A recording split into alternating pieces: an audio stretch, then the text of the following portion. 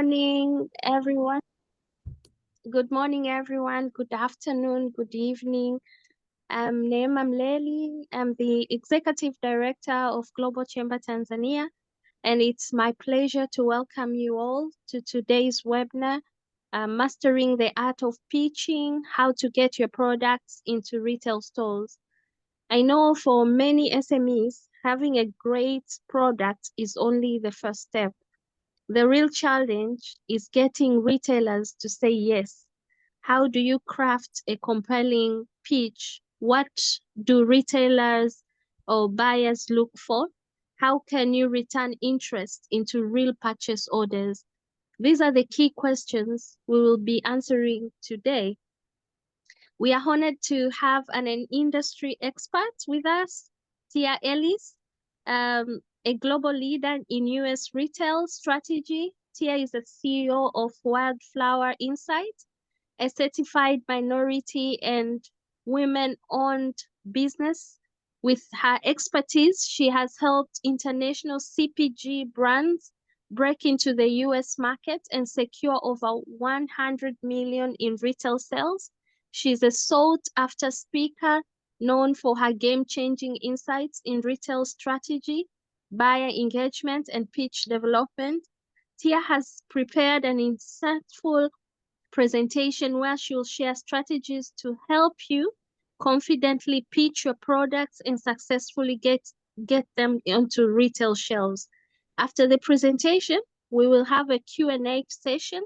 So feel free to note down your questions and drop them in the chat. And also, please, you can continue writing where you're joining us from so that we can know people are joining from where. Tia, we are excited to learn from you. The floor is yours. You're welcome. Wonderful. Thank you for having me, everyone. Let's see if we can get the slide deck on. I'll wait for that to show up. Okay, perfect.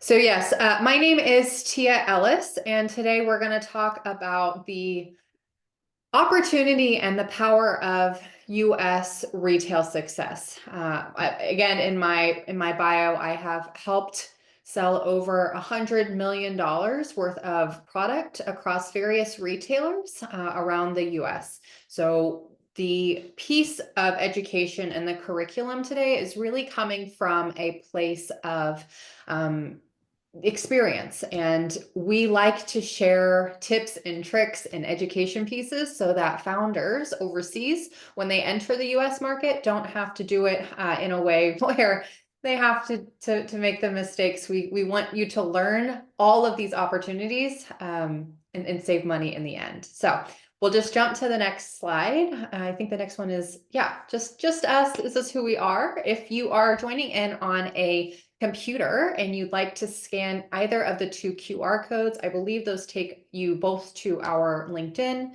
If we're not connected, I would love to connect with you on LinkedIn. That's the best platform to get a hold of me.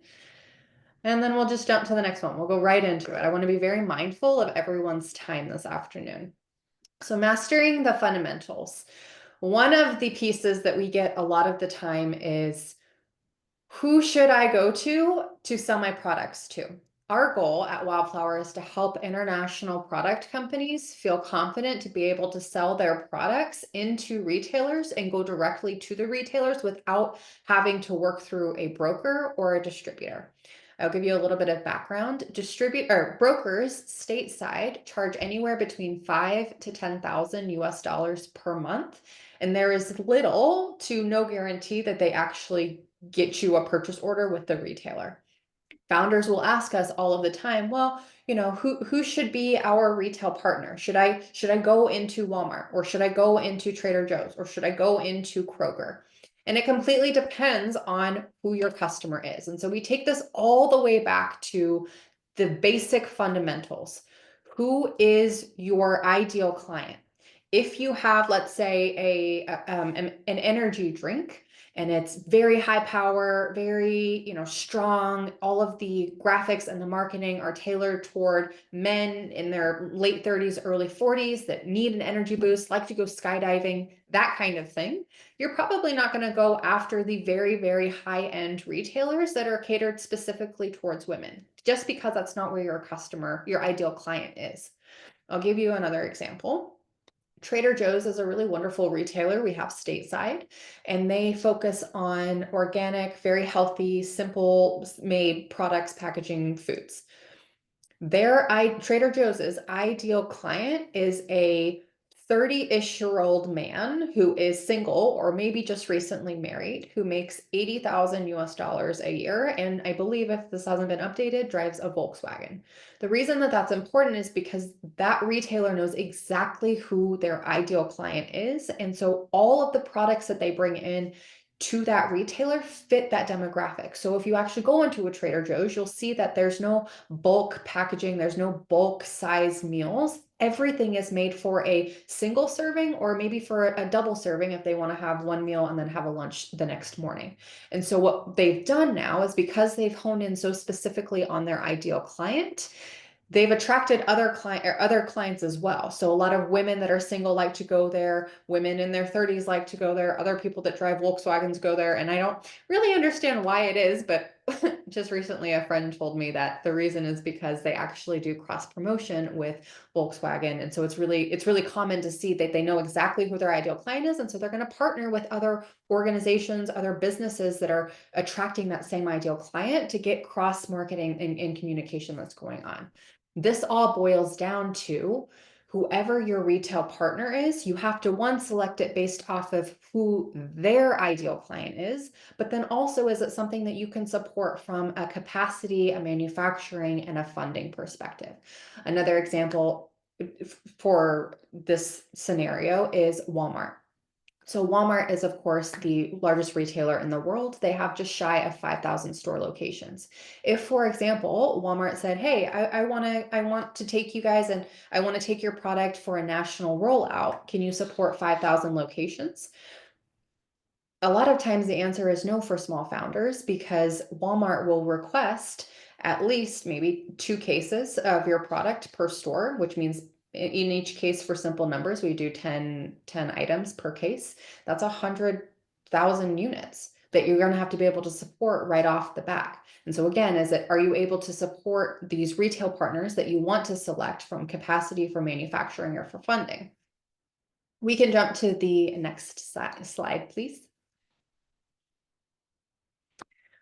We understand that it is a lot. It takes a lot to be successful stateside. And one of the most pressure moments is when you're going in for the retail presentation.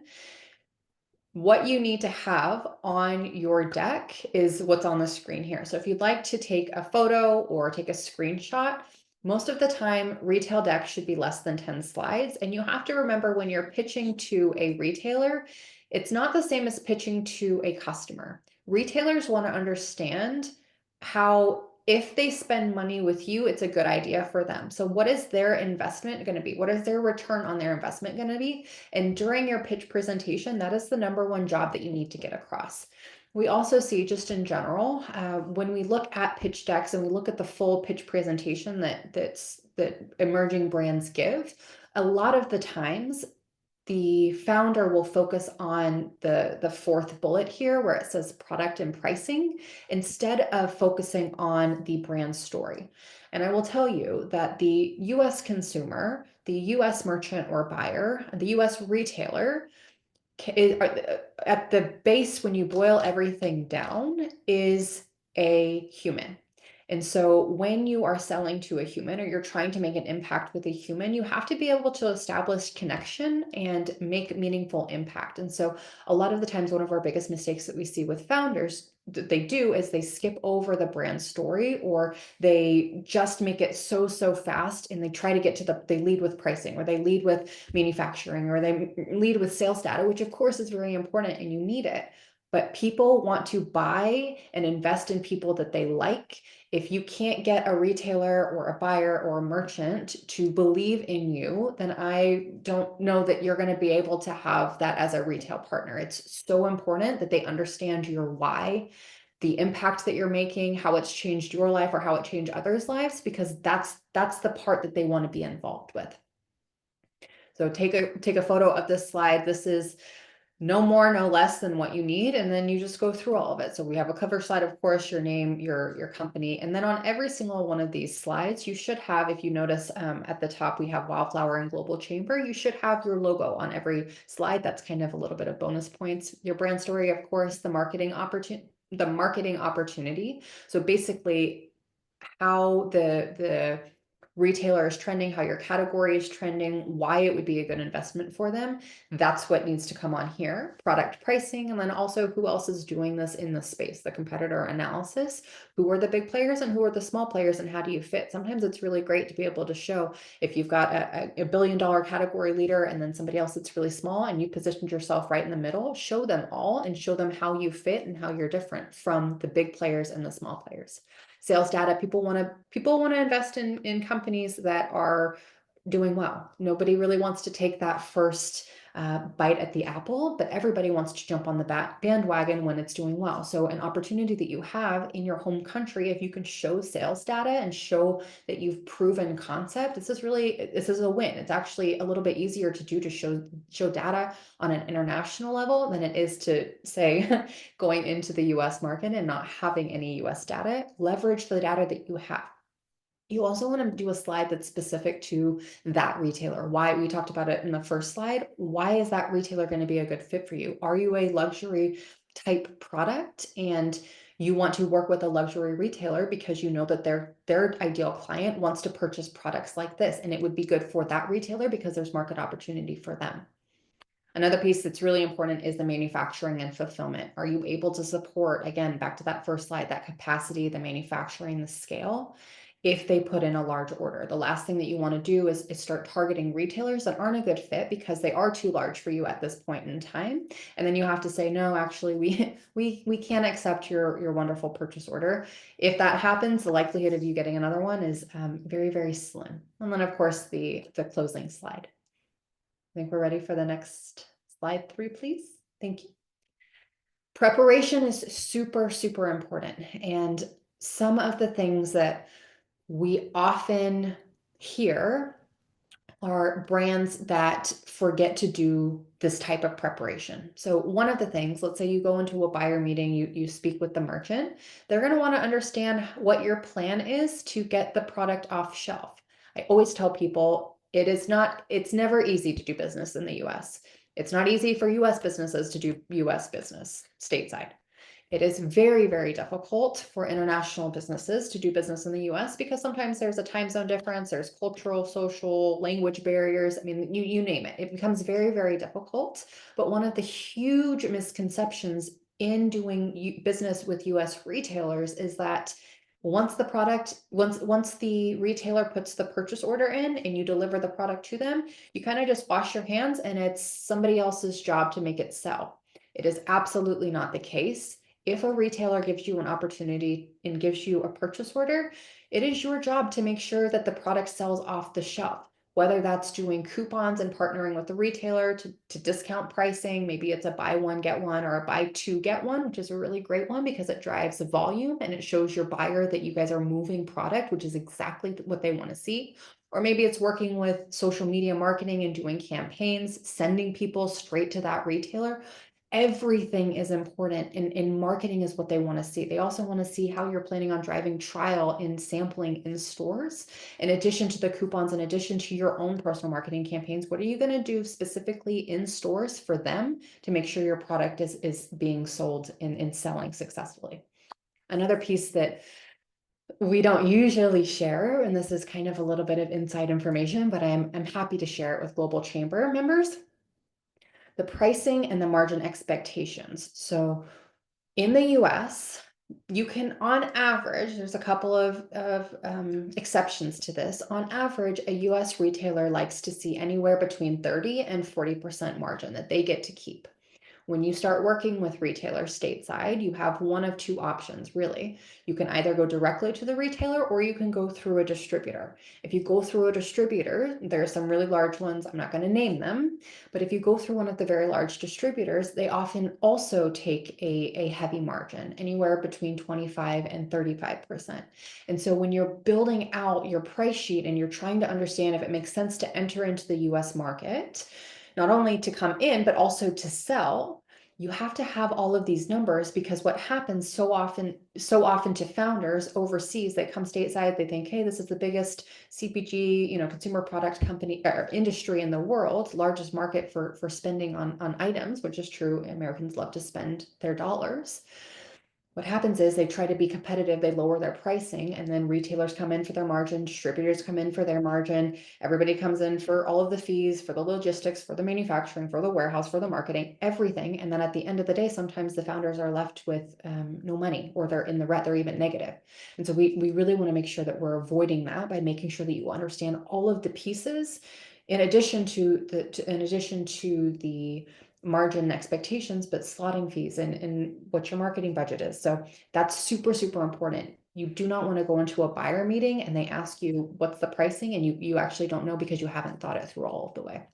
The supply chain overview is something that we've already kind of spoken about just a little bit on. Can you support it from manufacturing? Do you have warehousing facilities stateside?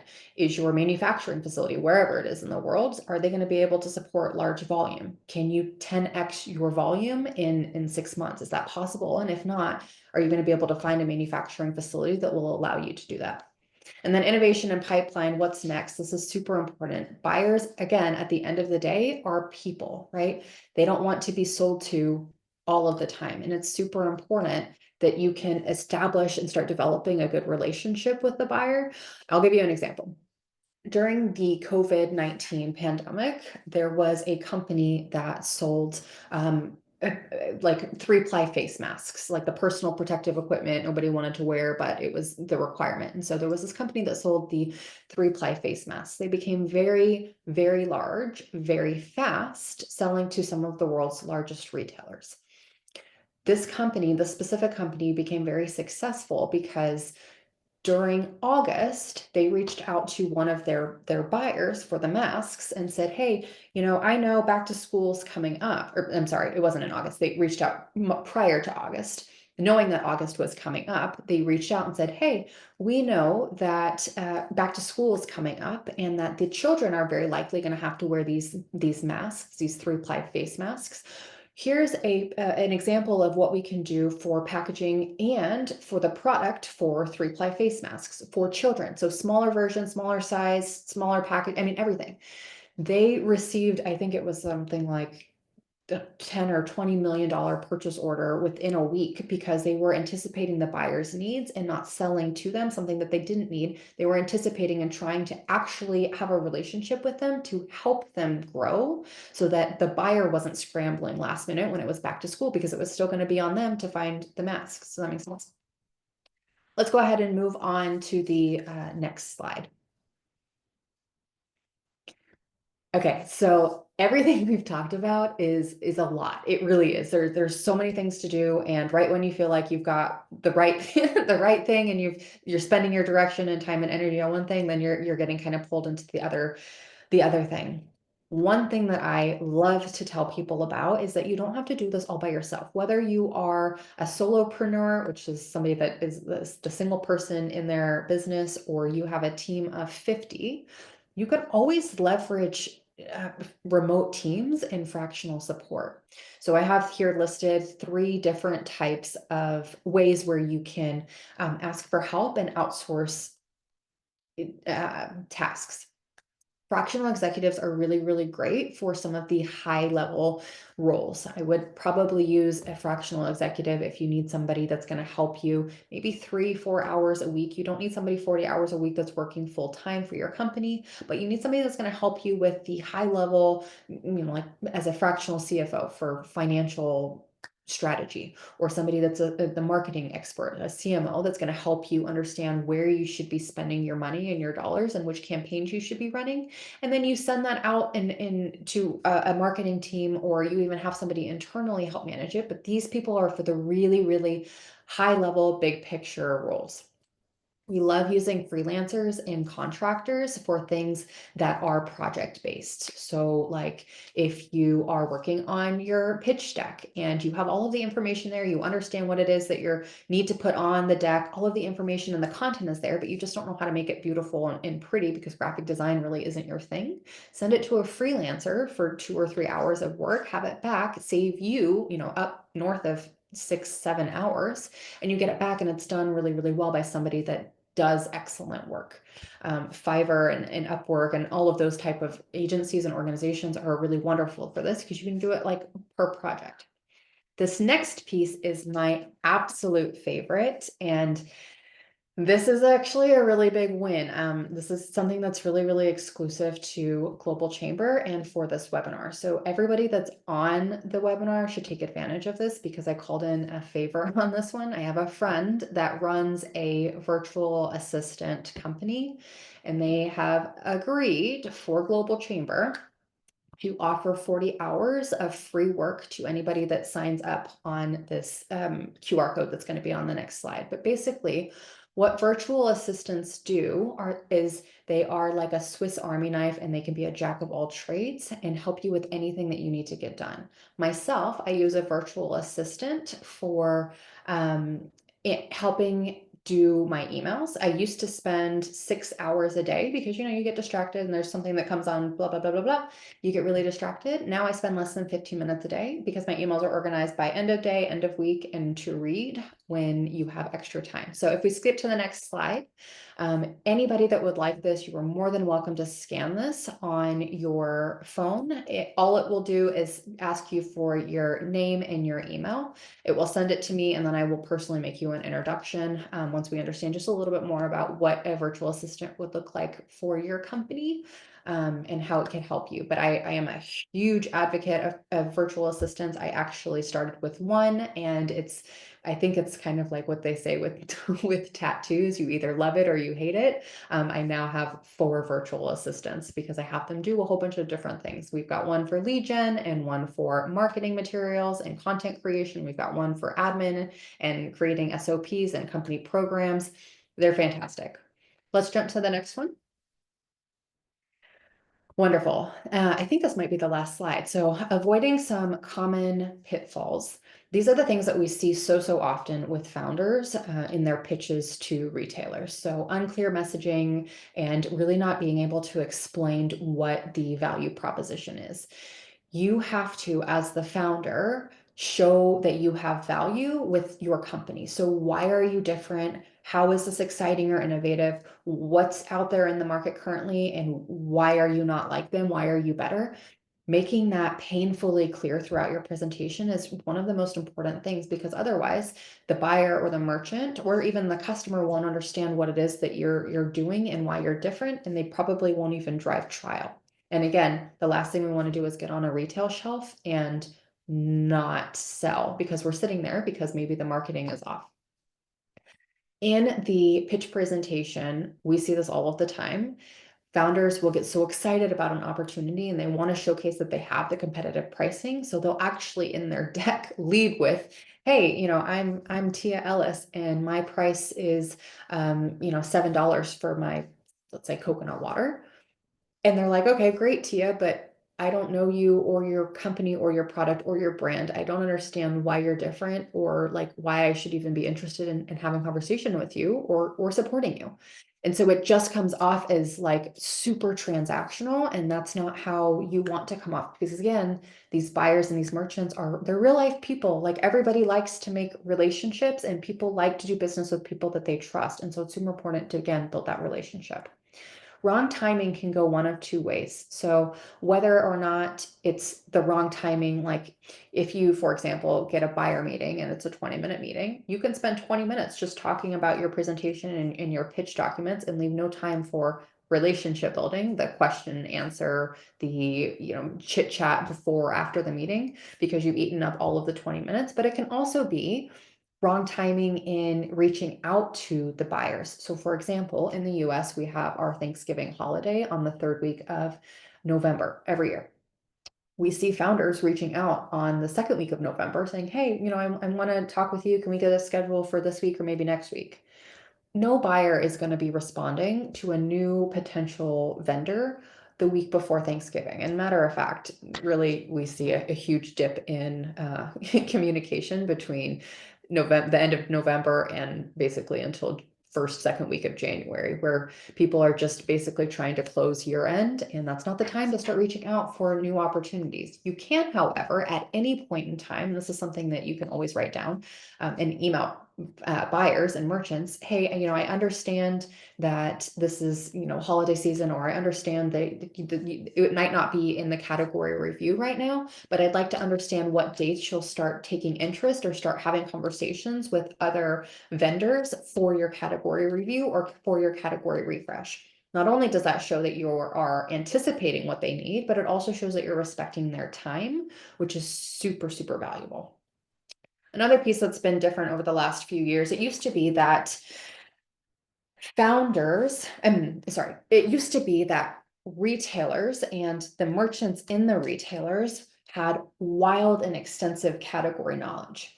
Ever since COVID, people started doing this thing, at least stateside, where they kind of it's almost called job hopping. So everybody wants an opportunity to get a promotion or to have an increase of salary or better benefits or whatever it is. And so what we're seeing, because COVID-19 happened, it really opened up the landscape in the working environment to work remotely. And so what we've seen for a lot of people under 30, under 35, is that they stay in a role and then they learn their experience and then they try to bounce into another role. And buyers, merchants are not exclusive to this new trend of how you work. And so what we've seen, it used to be 10, 15 years ago, merchants would be in their roles for 5+ years. And so they would know every brand, they would know the entire category, they would understand the data, they knew all of their stuff. And now what we're seeing is, because people are bouncing around or somebody's moving and then somebody else gets promoted and fills that position, these buyer and merchant roles are being filled very quickly. And sometimes these buyers are so new by the time it comes to refresh cycle that they actually don't know the category that well, which actually is a wonderful opportunity for you to position yourself as a subject matter expert and a leading brand in the category. Because if you can go in your pitch and share industry knowledge, category knowledge of, this is the company that's the billion-dollar leader, but this is why we're different. And this is why we actually are going to touch other customers that they're not able to touch. And this is, 3 companies that are much smaller, but again, we're better than them on value, on pricing, or whatever the case may be. It just shows that they can trust you because you seem to have a lot of knowledge in the category. And don't ever make anything up. Make sure it's all factual. But if you can share your value and your education and what it is that you know, it's a huge win, because you also, again, are building that relationship and you're building trust, and you definitely want to do that. We talked a little bit about this last one, not leaving time for questions and discussions. Super important. That's how you kind of get to know people. Simple questions like, when is your review cycle going to be? That can always be a question that you ask. Or when would be the best time for me to follow up? Or what is your best shipping address? I would love to send you samples. I'm a huge advocate of making sure that you actually like a product before pitching or selling or representing, or even holding the product in your retail category. Those are always things that you can say. Okay, let's jump to the next one.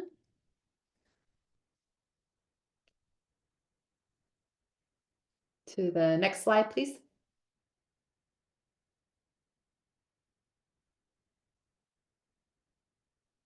I think the next slide is my connecting with me online. Oh yeah, so it's just the follow-up, the outline of everything that we spoke about. So let's jump to the next slide. And I think we're ready to open it up to questions. Right here, this is, I believe this is my LinkedIn. Yeah, so this one is my LinkedIn.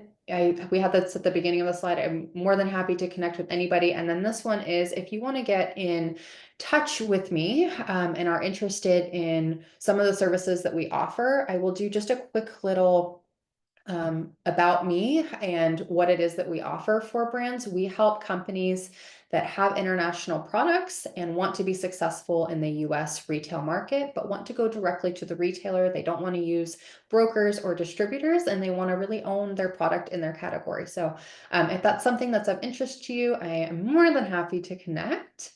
And then I think let's open it up to questions or comments. Hit me with what you got. Wow, thank you so much, Tia, for such a powerful and insightful presentation. You have really shared invaluable strategies on how SMEs can refine their pitch and successfully enter the retail market. We would love to hear from the audience.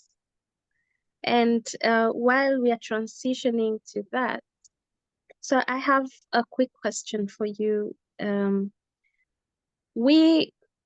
Most of the SMEs here are from Africa.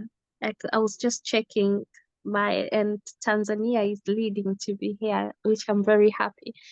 So the way we do business here to the retail shops is actually a little bit different. So what is an advice for you for someone who is fresh coming from Africa and wants to sell their products to the US and wants to connect to the retailers in the US? Because I know there's a lot of work there. What is your advice, or what would you tell that person? My advice, if you're looking to start to sell in the US, my biggest piece is making sure that you have the capacity and the manufacturing so that you're able to do that. It's not easy, again, to do business in the US retail market. It's also not inexpensive. It does cost quite a bit of money from purchasing the product to make sure that you have it available and stateside if somebody requests it and you get the purchase order, but also from a warehousing, a logistics standpoint, from sometimes slotting fees to working with brokers. If you choose to work with a broker for a specific retail account, it does cost a lot of money. So probably the biggest piece of advice is either make sure you have the funds to be able to support it, or you go for investment and then you also, again, still have the funds to be able to support US expansion and growth. Typically, it takes anywhere between 2 and 4 years to be successful stateside if you do all of the things right. So like that's if you have all of the documents, the deck, the information, you've got a fantastic product, you're showing up to the networking events, you're pitching, you're doing expositions and shows. Because the refresh cycle for the retailers typically are every other year, sometimes they're every 2 years. If you, for example, miss an opportunity, you don't get another opportunity until their next review cycle when they review the entire category. So it's really important that you nail it that one opportunity that you get. But if you don't, then you have to wait for the next one. So be patient, make sure you have the funding, and make sure you're able to build your team. That would be my biggest advice. Okay, and is that some of the services that you're providing in your company? Yes, so that's actually the biggest piece that we do in my company at Wildflower. What we do is, again, we help founders come stateside, and the first piece in our program is we actually help you understand who your best retail partners would be based off of your brand and based off of your funds and based off of the growth trajectory that you want. And then we actually teach you how to prepare the documents. We give you templates, we give you examples, we give you pitch deck preparation tools. We do one-on-one coaching and training, and then we actually will guarantee buyer meetings for you, which is something that my attorney hates when I say the word guarantee, but it's true. But the value that we provide, let's say, for example, you have a chocolate company from Dubai. And so the chocolate company says, hey, we've got a really high-end chocolate company and we want to come into the US and I want to work with Whole Foods. So can you introduce me to the chocolate buyer at Whole Foods? I will introduce you to somebody at Whole Foods, but I will very intentionally not introduce you exactly to the chocolate buyer. Who I'll introduce you to is, for example, maybe the coffee buyer. And during the coffee buyer presentation, because we'll do it exclusive to our cohort, we'll bring the coffee buyer on, and anybody that's in our program can come and learn. We'll do 20 minutes of presentation from the Whole Foods representative that does coffee, for example, and they'll talk about Whole Foods initiatives and what they'd like to see and best practices and things to not do. And during that last 30, 40 minutes, everybody that's on the call actually gets an opportunity to speak with the Whole Foods representative. And it's actually on the it's actually on the chocolate company to be able to come in and present and be impressive to them, to then request an internal referral from the coffee buyer to their actual Whole Foods chocolate buyer, which actually ends up being a much stronger referral than even if I were to send the email, because it's somebody that has the same email signature, right? People want to do good around other people that they work with. And so if you ask for that referral and they get it, very likely you'll get a response, which is a very strategic strategy. And it takes a lot of different layers to be able to do that. But we do have really wonderful success rates with getting founders connected to the right retail buyers. Yeah. And my other question will be, I have actually two questions. The other one is that we have women groups that we are working, like to make sure that we collaborate to make sure that we can meet demands. And is there a chance that the cost that you're talking about can reduce if we come in a group? For example, we are having a certain type of products. For example, I lead the herbs and spices. We have a group of women doing herbs and spices, for example. Can we come as a group to reduce costs, or what are your thoughts in that part? So when you say a group, do you mean multiple people in one organization or multiple organizations? Multiple people in one organization. Yeah, so the course would be available. So like, for example, if you purchase the course, it would be available for anybody in that organization. Yes, that's no problem. Okay. So I see Nancy really liking my question. I'm asking this intentionally because I know these are the things that people are interested. So for example, taking Nancy, she's into shipping company in East Africa that she supports shipping around. What will be your advice in entering the US market, or in how can her business be known? How can you support business like that? Nancy, can you tell me what your company does? I don't think I don't think I'm understanding it properly. It's a shipping Okay. company or it's a product company? Hi Tia. Hi. Yeah, so it's not a product-based company. We offer services. We offer shipping services from Tanzania to the US, the UK, Germany, Italy. So it's a logistics company. But we're also trying to branch out into I know it's out there, but we're trying to make skincare products, and we've really been one of our goals has been to penetrate the US market because we've been testing them in Africa, in Tanzania specifically.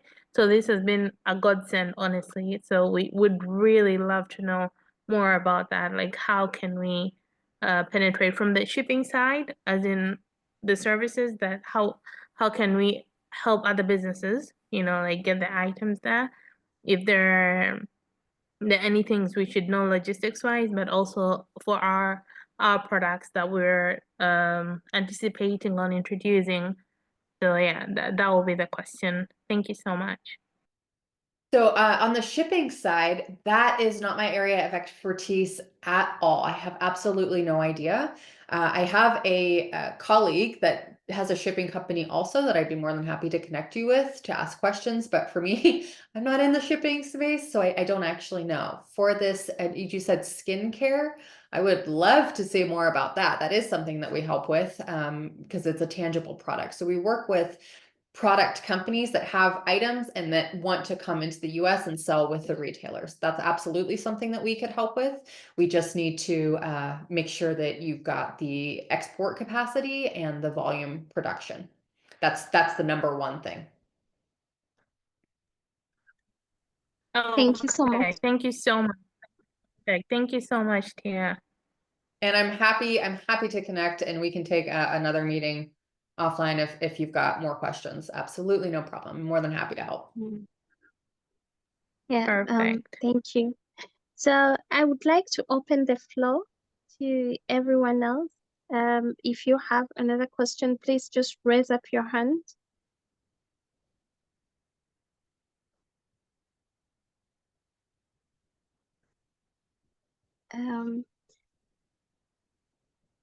We've got lots of questions. No,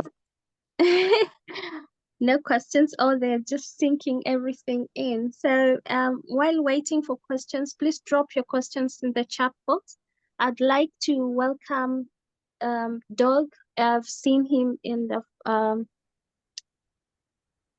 I've seen him here to just say hello, and also yes, welcome Doug to say something.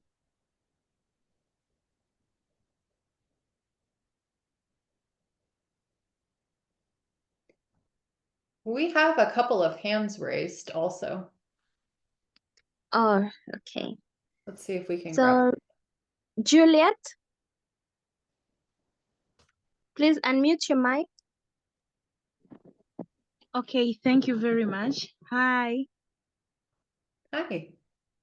So my question is, my first question is, what are the formalities that a person can take who is dealing in a food value addition on food products, and actually has like spices? We sell spices and actually healthy nutritious forage flour and healthy snacks. So what are the kind of restrictions or criteria that a company can be able to achieve in order to enter in the US market and be able to supply to the sellers? That's might be my question. Thank you. Great question. So that's actually an entire section that we cover in the course, because it depends on every single product in every single country is different. My quick answer for you is you've got to definitely have FDA regulation down to the factory. So wherever you are processing the spices and the food products, it has to be FDA approved in an FDA compliant facility at the factory. And then anything else after that, I can send you a subject matter expert that works exclusively in customs, compliance, and regulatories. I unfortunately don't have a super brain, so I don't know every single product from every single country, because every single code is different. And so it's super important that you make sure that you get connected with the right person that can be very specific to even the types of product or the types of spices that you have. Because I think there is actually a difference between salt and like a simple salt and pepper versus cayenne, like the peppers versus the salty types of spices. I think there are different rules when you import them from different countries. So making sure that you have that is super important. That way you don't get stuck in customs and tariffs issues at the border. Okay, thank you very much. And thank you. And Juliet, we can connect, and I can also give you more support on that area. Maggie, please unmute your mic. Good evening. This is Margaret all the way from Kenya, living in a tea growing zone. That is the Limuru Highlands. We do tea and tea value addition. Tia, you've just scared us off in terms of meeting the quantity, the quality in the detail outreach. I don't even know how to start, but I'm sure a year from now, if we all collaborate, as a community of Limuru Highlands made up of so many farmers, we are actually 1,254 farmers. And when I look at the statistics, Kenya is the fourth largest world tea growing zone. But in terms of export, we don't do any value addition. And that's why we fetch the lowest price. We are trying to get into the tea value addition products, packaging them from here, whether it's breaded teas or whether it's herbal teas. If we do it right, we would really like your assistance to enter into the American market. Right now, I don't even know how to start pitching for the retail. I would actually go to the smaller specialty tea shops. So let's keep this conversation going. FDA approved, I think we are getting there. Maybe through things like getting it right from the farm through the rainforest, and maybe the ethical tea Kenya. So once we get there, we'll get the conversation. For now, I don't have anything, but you've opened our eyes wide and far, and I'm sure one day we'll reach America with our tea. Thank you very much. I love it. I'm so excited for you. You can do it. That's one of the pieces people before I start talking usually think, yeah, we can do it. We're going to go take on the America. We're going to take the US market, and we're going to sell so much. It's going to be so wonderful. And then people hear me talk and they go, ooh, maybe we should like make sure we have a really good plan first, because there's a lot of work to do, but it really is one of the best markets in regards to opportunity. And so if you do it right and you do it slow and you have strategy and you're patient, there's so much money that can be made stateside. But when you rush into it, sometimes that's where we see a lot of mistakes and people lose money. And that's not what we want to happen for you. So I love it. Stick with it. I'm here. I'm your biggest cheerleader. I'd love to see brands succeed. It's like the best part of my day, my weeks, when people tell me success stories. So it's all good. Thank you so much, Margaret. I saw Emmanuel raising his hand and then he put it down. Emmanuel, do you still want to say something? Okay, thank you. Thank you so much. I'm sorry, this is Miriam speaking from Ghana.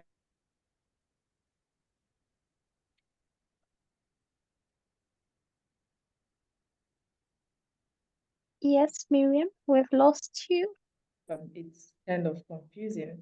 So I am into food processing, that's cereals and legume food processing. So my question is actually related to Julia's own, which has to do with the requirements that one needs to have in penetrating into the US or other countries. So aside the FDA, let's say at the moment I already have the FDA, what other requirements would one need, let's say from US or from the UK, any other country, to be able to export the products to them? And secondly, I want to know if you have a pitch template, let's say for startups, that you can share with us. Thank you so much. So for the food facility, FDA is probably the biggest one. My question would then be, do you have a branded product, or are you manufacturing food for a bunch of different other brands? Because that changes. So from the specific side of just being the manufacturer for the food products, you just need the FDA. When you start talking about having the brands and the products, that's when it starts, you need to start having other certifications as well to import into the US. Again, I'm not the super expert. I can tell you just a couple of them, but there are people that this is what they do all day, every day, to make sure that you have the right certifications and registration kind of things. The second question was on a pitch deck template. We do have pitch decks. We do have templates. That is all in the program. It's actually not as simple as just a one-page sheet. It's lots of case studies. It's a lot of information to make sure that you're doing it right. Even if I were to give you a sample sheet, it wouldn't really make sense, because you need to be able to go in and use the research that you've done prior in the program to make sure that's what fits into the deck.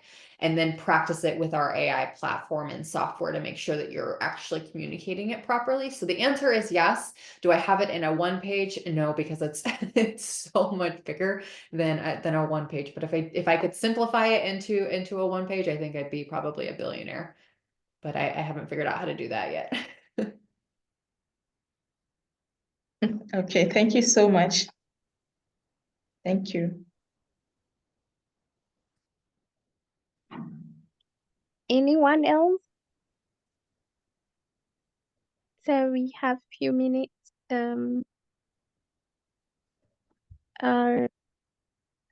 we have any other question?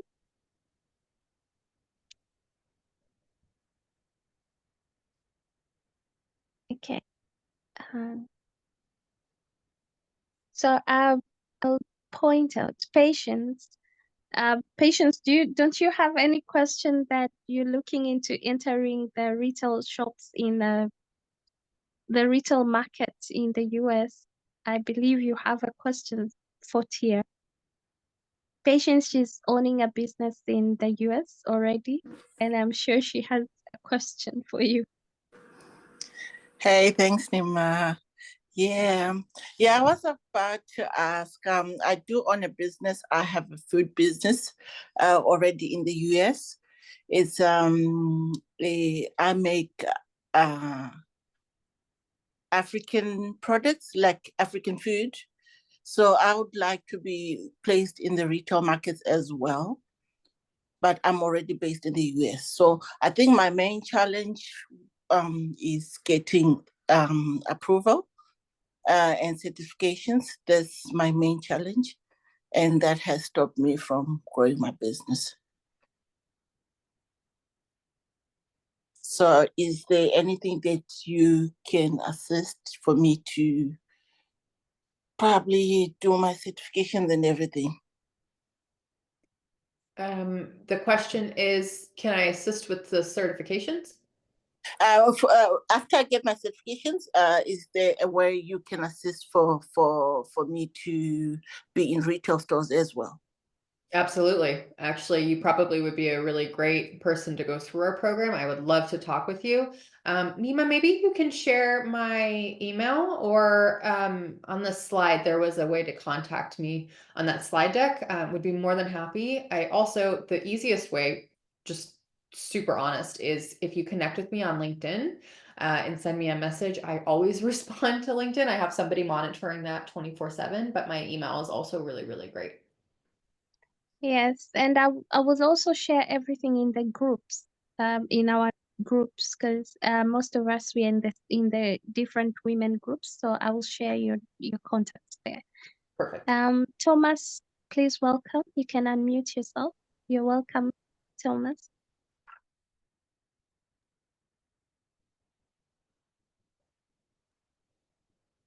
You can unmute yourself, Thomas.